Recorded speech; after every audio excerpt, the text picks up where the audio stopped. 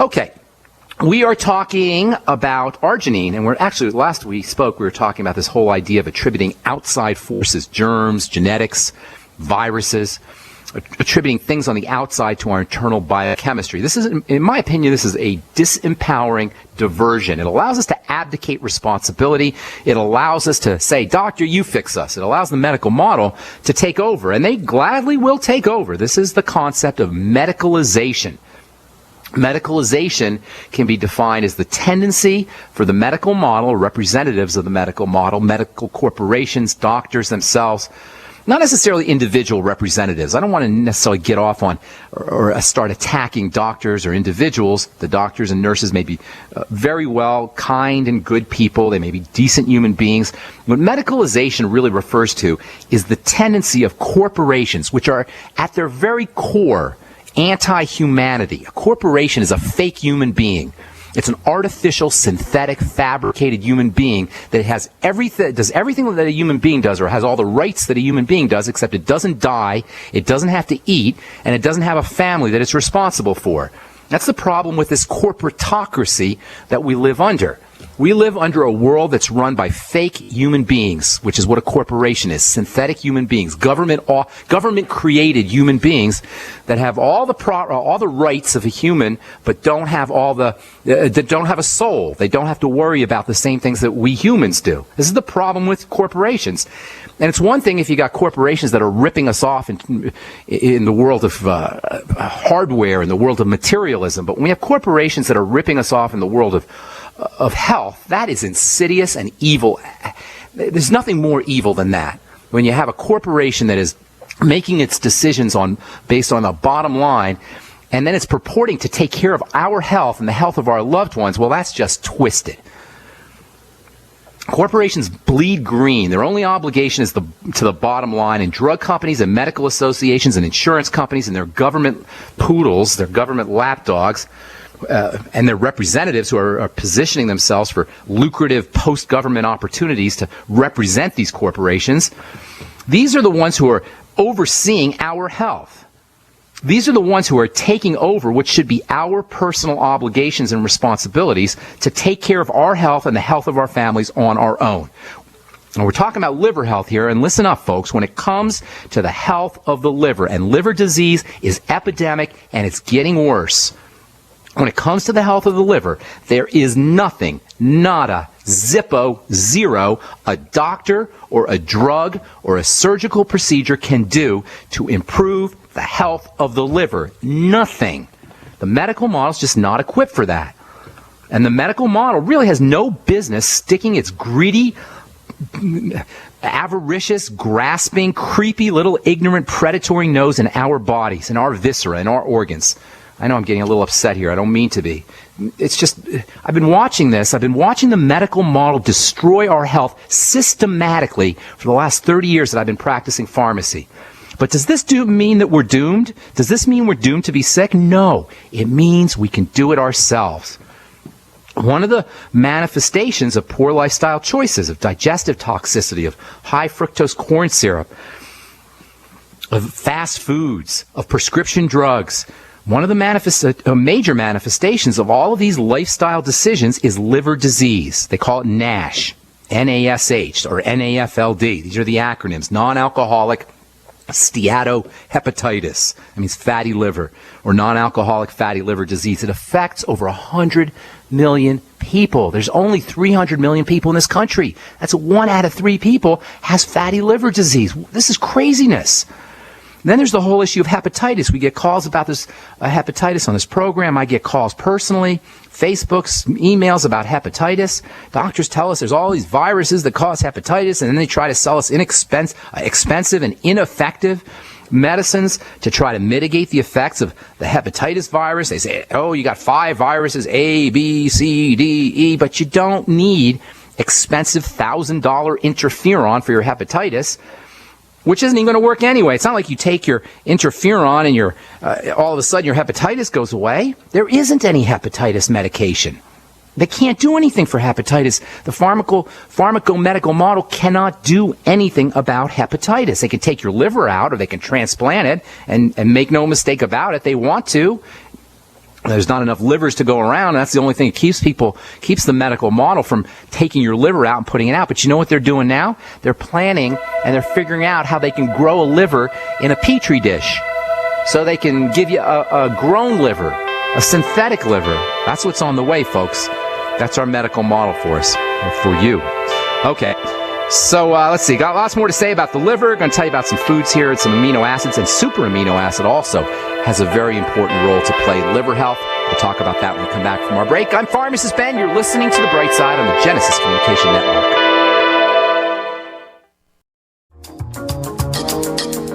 All right, we're back on The Bright Side. I am Pharmacist Ben. I got a letter today. I got a letter yesterday from a gal. She's got fecal body odor. That's got to be something terrible. She says on antibiotics. She's listened to the show, and she says she can do sugar. I don't know what she means by that. I don't think it mentioned how small intestinal bacterial overgrowth is closely related to female problems, and it's interesting that I suffered with fibroids for 5 years. I bleed straight, and just last year in May, I had an aborting fibroid the size of a mouse, just literally protrude out of me until my GYN removed it. I asked him what caused it. He said, genetics. Oh, my God. Listen, guys, if you got fibroids, if you have endometriosis, if you have female health issues, you have more than likely a digestive problem, and more than likely it relates to bacteria in the gut. And bacteria in the gut, small intestinal bacterial overgrowth, and sugar metabolism, and female health issues, and liver disease all go hand in hand. Hepatitis should be thought of first and foremost as something suppressing your immune system. And when that happens, you want to think about digestive health and digestive wellness. Always, as we've said, the liver processes food. It does a lot of things, but it's mainly, or not mainly, but it's in large part a food processing organ. It processes toxins as well, of course, but it also processes hormones, but in large part it's a food processing system. Fats, protein, amino acids, sugar. That's a lot of work. That means the best way to keep your liver healthy is to do the same things we do when we keep any other system in the body healthy. The hepatitis alphabet soup, hepatitis A and B and C, just adds more confusion to what should be a simple matter. The health of the body. Hepatitis A and B are acute hepatitis. They're emergency hepatitis. Hepatitis C is chronic hepatitis. Hepatitis D and E are very similar to hepatitis B and A. Basically, you have acute hepatitis and you have chronic hepatitis, and it doesn't matter what the type of virus is that causes it. You got a liver problem. Remember, the medical model thrives on confusion. It thrives on fear. This is why your prescriptions are written in Latin. Why do you think you get your prescription? And aside from the fact that I don't even know if they fax them these days, probably. They print them on a computer these days. But when I was practicing pharmacy, they would handwrite the prescriptions, and nobody, including me, I used to have to call the doctor to ask him what the heck he was talking about or what he was trying to say, because I couldn't read his handwriting, and they used to think that was funny, by the way. It's not funny. And the prescriptions would be in Latin. What's the point of writing your prescription in Latin? So you don't know what it is. Only the pharmacist and the doctor understand it. It's confusion and fear and obfuscation, just like governments and political systems and legal systems. The medical model is like the IRS. It profits on fear. It makes its money on fear and confusion. It thrives on us giving up and saying, you take care of me. A medical model wants to be our daddy. But unlike our daddy, unlike our real parent who loves and nurtures us, the medical model does not want us to be strong and brave and independent. It wants us to be weak and scared and dependent. And every time we go to the doctor and pay attention to his advice and get butchered or drugged for what really is lifestyle issues, we become more scared and more dependent. And this, my friends, is our health system. This is why we have degenerative diseases that are going through the roof. This is why degenerative diseases don't improve when we go to the doctor. This is why degenerative diseases have become epidemic as the medical model has become stronger and more prevalent in our culture. The medical model has presided over our degenerative disease crisis that is affecting 1 out of every 2 or 3 Americans. Our test scores might improve, but our health doesn't. We're going to love our numbers. That's what the commercial says. You'll love your numbers. That's what the commercial for the new drug for diabetes says. Love your numbers. Not you're going to love your health. You're going to love your numbers, because that's what medicine does. It medicates our numbers. It treats our numbers. So what do we do to improve liver health or to prevent hepatitis or to reverse hepatitis? Simple. First of all, we change the way we eat, especially around sugar and sugar intake. And of course, as you know, if you've listened to this program, that means bread and pasta and potatoes and rice and cereals and fruit juice and processed foods of all kinds. Use probiotics. Folks, if you have a liver problem, use probiotics and eat fermented foods. There is an intimate connection between the microbiome, that is the universe of bacteria that live in the gut, and liver health. Eat less foods. Give the liver less work to do. If you have hepatitis, you should be fasting regularly.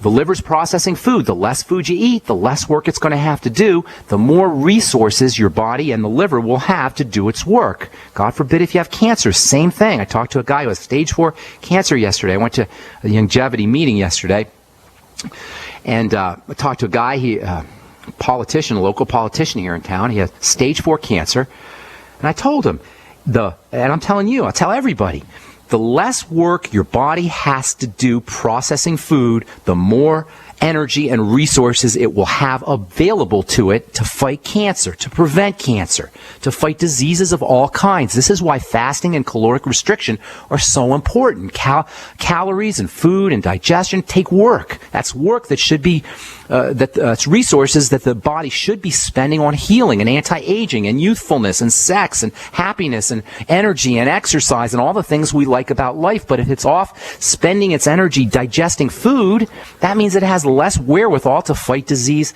and to give us all the energy to do our lives. Use digestive enzymes. That's another way you can take the load off of the digestive system. Support fat metabolism.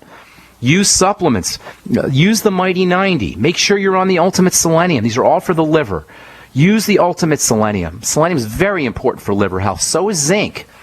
So is vitamin C. One of my all-time favorite supplements, especially for the liver.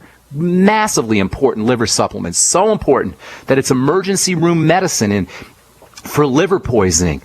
It's N-acetylcysteine, NAC. It's a unbelievable supplement for liver health, but for everything. It's great for hangovers.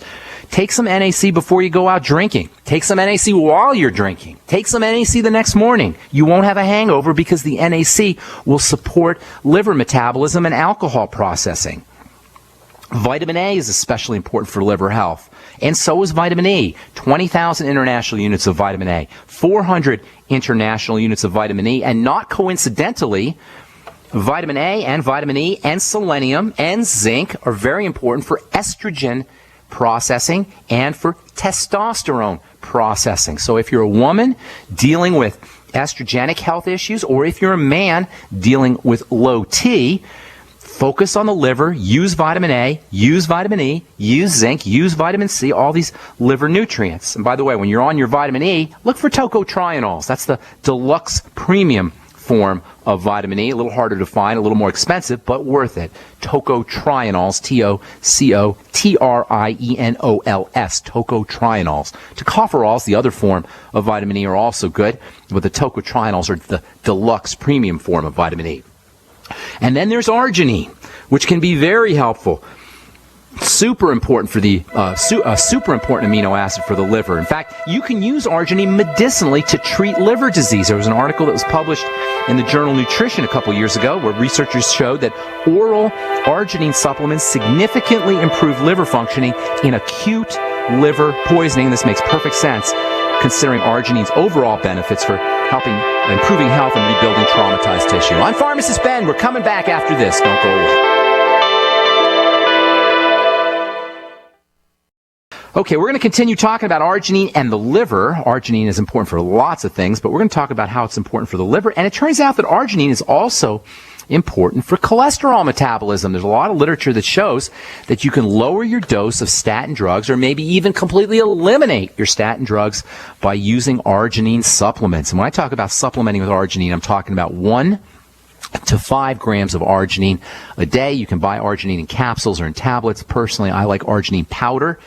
It does taste pretty lousy. Those 4 nitrogens make it very, very alkaloid or basic or just nasty tasting. If you're a chemist, it's because of the alkalinity of the arginine, but you don't have to be a chemist to know this stuff tastes lousy. So if you're going to put it in your smoothie, you don't want to put too much in your smoothie because it will make your smoothie taste pretty bad, and you certainly don't want to use your arginine powder straight in water because it really does taste bad. But it is an amazing supplement, and everybody who's interested in anti-aging or who's got wound healing issues wants to be using a little bit of arginine, 1 to 5 grams a day. Arginine, by the way, can be used topically, and we'll talk about that either tomorrow or the next day. We'll talk about how you can use arginine topically. I've been putting arginine in my glycolic acid formulations for many years. It turns out that arginine can actually have a very beneficial effect on the skin, and it can help improve the effects of alpha hydroxy acids on the skin. Alpha hydroxy acids like glycolic acid are well known for stimulating collagen production. Arginine is a youth promoting and bodybuilding supplement, so it should come as no surprise that by mixing a little arginine with your alpha hydroxy acids, you can improve the skin health benefits associated with alpha hydroxy acids like glycolic acid and lactic acid, which can be very, very helpful for improving photo damage and improving the softness and smoothness of skin and just making your skin look better. We'll talk about that here in the next few days as we continue discussing the health benefits of super amino acid, which is what I call arginine. Okay, 855-660-4261 is our number. Let's go to Alabama and welcome Julie to the bright side. What's going on? Julie, how you doing this morning? Hey there. I've been listening to you since I heard you on Alex Jones talking about epigenetics. And it was very interesting, and I've learned a lot from you. Awesome. And about 4 years ago, I was diagnosed with rheumatoid arthritis in my hips, and I haven't been to the doctor since because I knew people around here get their joints changed like you change a light bulb, and I did not want to go down that route. Are you talking about like replacement surgery, knee replacement, or hip replacement? Yeah. Oh, yeah. Uh-huh. They love doing that. I didn't want to do that.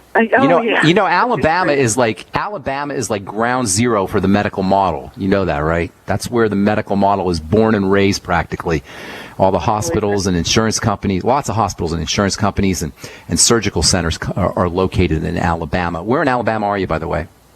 Huntsville. That's it. That's the epicenter, Huntsville, Alabama. Oh, I believe it. I believe that everybody I know, every family seems like when they get to my age, they have something replaced. Anyway, how old are you? I'm 54. 54? Yep.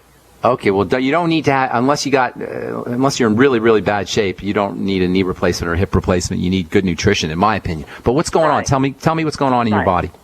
Okay, so I started on this quest to find a cure for myself.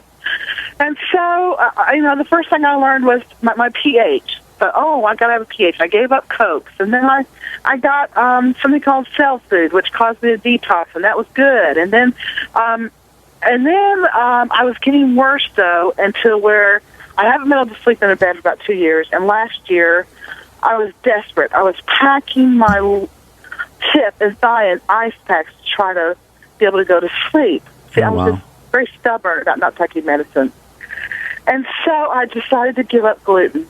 And I can't believe how much it helped me. That's amazing. I mean, total freedom of movement, really, almost no pain. It's been stunning. Now, what do you say you gave up gluten? Tell me specifically. Like, what kind of foods did you give up? Bread, pastas, anything that, as far as I know, has gluten. So you don't know necessarily it was gluten. You're just saying you got off the refined carbohydrates, is what you're telling me, right? Yes, which is part of my question to you. Okay. I still sometimes have some stiffness, which makes me think I'm picking up something somewhere besides the gluten. And I have read that there are things in wheat that can cause problems, not necessarily the gluten. That's absolutely correct. Okay, so I wanted from you some suggestions about how to better refine what I'm eating to see if I great can question. narrow it down. You raised so many good points there. It's hard to even know where to begin. But the first thing I think of from your story, Julie, and you touched on this, is, and I say this a lot on the program, it's not just gluten. Please do not allow the medical model or anybody really to simplify really infantilize this idea, make us feel like, infantilization is this idea where we're treated like babies. We're treated like infants. They'll come up with one phrase or one kind of catch, low protein or high protein or low carb or paleo. Some people talk about paleo, and now they're talking about gluten-free. These are cliches. And health should not be about cliches. Health should be about real science and individuality, too. When it comes to food intolerances, it's not just gluten. It's how we respond as individuals to specific foods. This is what we want to focus on. Not gluten-free, not keto, not paleo, not low-carb, high-carb. How we as individuals respond to the specific foods we eat. That's why I'm always focusing on doing a food diary, on writing down everything you eat, and then writing down next to, in the columns next to where you put what you've eaten, how you feel from a digestive system perspective. So you get a piece of paper, you get a notebook, and you take the piece of paper and you divide it up into columns. The first column, you put everything you eat, and I mean everything, and it helps if you eat very simply, like you just eat one type of food. And then in the column next to where you write the food you ate, you write how you feel in 2 hours. And then in another column, how you feel in 4 hours. And then another column in 6 hours and 8 hours, even up to 10 to 12 hours. And then you notice the trends, how you're feeling every few hours compared to each food. Hang on, let me finish this when we come back from our break, Julie. I'm Pharmacist Ben. Got lines open for you. 855-660-4261 is our number. We'll be back after this. Okay, we are back on the bright side. 855-660-4261 is our number. We got Julie in Alabama. We're talking about arthritis. Julie, let me ask you a couple questions, okay? Julie? Sure. First of all, arthritis is kind of like a secondary symptom. It's not a primary symptom. It's a symptom that follows the basic breakdowns in the body. So step number one, got any digestive issues you can think of? I used to. But, okay. Probiotics, and I could credit that mostly for, and also I use calcium bentonite clay. Seems to also have helped me. Well, hang on. I want to get to the... Hang on. Did you say you had hemorrhoids, or you have a history of hemorrhoids? I used to. Mm-hmm. Okay. Are all your when you stopped eating the gluten, you said you still had a few things going on, though, didn't you? Yeah. Uh-huh. Oh, so like digestive issues, I assume, correct? Do you still feel... I notice if I get a meal I know has gluten, I definitely... No, aside from the gluten, what I'm trying to nail down is, do you still have digestive issues aside from the gluten intolerance? No. No, it's just gluten. I am behaving. That's right. Okay, you're behaving. Okay, good. All right, well, you understand the link then between foods and your symptoms, and that's great. But your point was very interesting, though, before we went to our break, and that was that there are other things aside from gluten, and that's what I was trying to talk about before we went to the break, is that we go off on these cliches, and I hear people tell me all the time, well, I'm gluten-free, or I'm eating paleo, or I'm low-carb. These are cliches, and they have no business in the world of health. You got to focus on how you are feeling yourself. If you still have arthritis symptoms, and you're so-called gluten-free, there's other things going on. I would say that there's probably other digestive things going on, and that's why you want to focus on digestive health, and you want to link your symptomology, your digestive symptomology, to your other bodily symptoms. But aside from that, you can just cut to the chase and go into some digestive support. Probiotics are the must-have, go-to digestive supplement. When I say probiotics, I'm not just talking about supplements. I'm also talking about fermented foods. As far as supplements go, the BioLumin Nightly Essence from Longevity, you can find that on my website, brightsideben.com. As you know, if you've listened to this program, I think it's the best, absolute finest probiotic supplement I've ever seen, and I've seen a lot of them. One of the reasons I say that is because not only does it have multiple strains of bacteria, not only does it have lots of bacteria, lots of probiotic bacteria, but it also has enzymes in it, and enzymes have multiple benefits. So you're going to get your probiotics, you're going to help stabilize and replace the missing bacteria in the microbiome, the universe of bacteria in the gut, but you'll also get the benefits of the enzymes. And the enzymes can not only help you digest your food, but they can also help you with inflammation. They can also help you with blood thinning. They can also help you with pain. This is the neatest thing about digestive enzymes, is they will dissolve protein clots in the blood, protein clots that can cause inflammatory pain. If you have arthritis post-surgery, or pre-surgery. They can help you recover from surgical procedures much faster. So the reason I like the Biolumin Nightly Essence so well is because you're getting all these enzymes in addition to the probiotics. So if you want a good probiotic supplement, I recommend the Biolumin Nightly Essence. But whatever it is, get on a good probiotic supplement and start eating fermented food. There's a book called The Joy of Fermenting. There's another book called Wild Fermentation. They're both real good books for learning how to make your own fermented food: sauerkraut, fermented beets, fermented pickles, kimchi, miso. There's lots of different types of fermented foods. That's step number 1 for the digestive system. The Z Radical from Longevity soothes and coats the digestive tract, and it has benefits for arthritis, and it has blood thinning benefits too. The Z Radical, the active ingredient in Z Radical, fucoidan, has also been shown to help protect and help prevent cancer too. And you can Google this. You can go on to scholargoogle.com. By the way, scholar.google.com is a great search engine for just scientific information. And some of the information is a little technical, but you weed through a lot of the marketing and advertising that you get on Google. But either way, scholargoogle.com or google.com, scholar.google.com, or google.com, fucoidan, which is the active ingredient in Z Radical, and you can do fucoidan in cancer, fucoidan in the immune system, fucoidan in digestive health, or fucoidan in the intestines. You Google all of these things and you'll see all the benefits associated with the Z Radical and all of these kinds of health issues. Vitamin C is also very, very important for arthritis issues, not only because it's a wonderful anti-inflammatory, but you can't make cartilage and connective tissue without vitamin C. Vitamin C is said to be in biochemistry the rate-limiting step, which means no matter what you have, if you have all the other raw materials for building cartilage and connective tissue and collagen and reversing arthritis, or building tissue that reverses arthritis, but you don't have vitamin C, you're not going to get the benefits. Vitamin C is thus said to be the rate-limiting step in the production of all of these kinds of tissue. Now, vitamin C and glucosamine also work together, so you want to make sure that you're using the glucogel caps too, Julie. The glucogel caps with your vitamin C, or the glucogel caps with your Beyond Tangy Tangerine, because there's vitamin C in the Beyond Tangy Tangerine. By the way, I did a blog post on glucosamine and chitin.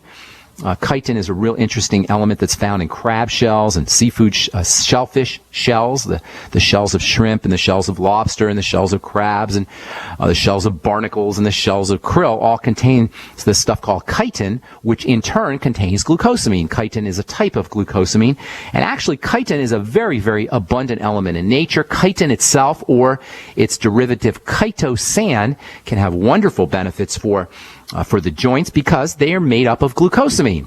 Chitin is actually made up of a specialty glucosamine called N-acetylglucosamine, or NAG for short, and NAG has wonderful benefits not just for the joints but also for the digestive tract. So you can use chitin supplements, you can use chitosan supplements. I wrote in my post that you can actually make your own glucosamine supplement, glucosamine food supplement via bone soup. If you're interested in making bone soup for your joints, what you could do is you can save your shrimp shells. If you're eating shrimp or you're eating crab or any kind of shellfish, save the shells and then put them in the freezer. And then when you make your bone soup, you can take the shells and you can put them in a little tea ball, and then you can steep the shells, the shrimp shells, in your soup, and it'll make your soup taste kind of seafoody, kind of shrimpy.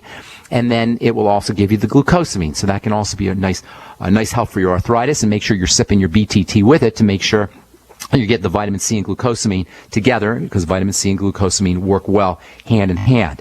The B complex is also important for arthritis, especially niacin. Vitamin B3. Niacin is an amazing multifunctional vitamin. Vitamin B3, it's good for mood, it's good for blood pressure, it lowers your cholesterol, it's good for your liver, it's great for your skin, it's got anti-aging benefits, but it's also can be an important supplement for arthritis sufferers, as can vitamin B5, pantothenic acid. You'll get both of those, of course, in the Beyond Tangy Tangerine. Minerals are also important. Magnesium probably stands out. Copper also, to a certain extent, and calcium, of course. Magnesium, copper, calcium. Zinc is also important. All your minerals, really, and of course, if you use the Healthy Start Pack and the 90 for Life, you'll get all the minerals in the 90 for Life that you get in the Healthy Start Pack. So lots of options for you there, Julie. Lots you could do, and you don't need to, hopefully you're not going to need to get any kind of joint replacement. Before you do joint replacement, please understand it's serious, major surgery. Knee replacement and hip replacement is not trivial. You're going to be in a wheelchair or you're going to be on crutches. You're not going to be walking well for a while, and it is a surgical procedure that they're going to have to give you blood thinners for, that you're going to be on for 3 or 4 or 5 or even 6 months. So stay away from under the surgeon's knife unless it's an absolute emergency. That's my advice to you. If it's a rebuilding issue like arthritis, your best bet is going to be foods and the Mighty 90 for Life Healthy Start Pack from Longevity. And you can find out all about that at brightsideben.com, or you can call the Brightside Ben phone team at 866-735-2470. All right, does that help you, Julie? That's awesome. Can I take too many probiotics? Is that okay as far as that goes? Okay. Yes, you're okay. You have to. I've never heard of anybody overdosing on probiotics. No. Excellent. All right. Okay. Thank you so much. God bless. Thank you so much. Bye-bye. Okay, let's see. Jeremy, let's see if we can get you in here. Got a quick question for us, Jeremy? Jeremy in Texas. Yes, hey, what's up, bro? My mother-in-law went through chemotherapy, and as the cancer is in remission. However, she's taking blood transfusions every 5 weeks, and they're no longer blood transfusions. They're calling them iron transfusions. Oh, wow. So is she anemic, they said? Well, that's all I can come up with as far as the research I've done on my own, but as far as a whole lot of details, I don't know anything. Okay, well, here's iron is really a dual-edged sword. Iron is an extremely unstable element in the body. Because iron's so unstable and potentially dangerous, it's very regulated. The liver controls the amount of iron that's in the blood. So doing an iron transfusion, it can be pretty tricky, and actually excess iron is actually as big a problem, if not more of a problem, than not enough iron. I wonder if I can get you to, we're out of time, if I can get you to call back, if I can get you to call back tomorrow, that'd be very helpful, Jeremy, if you want, and I'll be glad to answer your question. I wish you guys got to call earlier in the program so I can get you on and answer your question fully. All right, that's all the time we have for today. Thanks for listening, folks. Tomorrow we'll continue talking about liver health and arginine. I'm Pharmacist Ben. Have yourselves an awesome, wonderful, beautiful day. We'll talk to y'all later. Bye for now.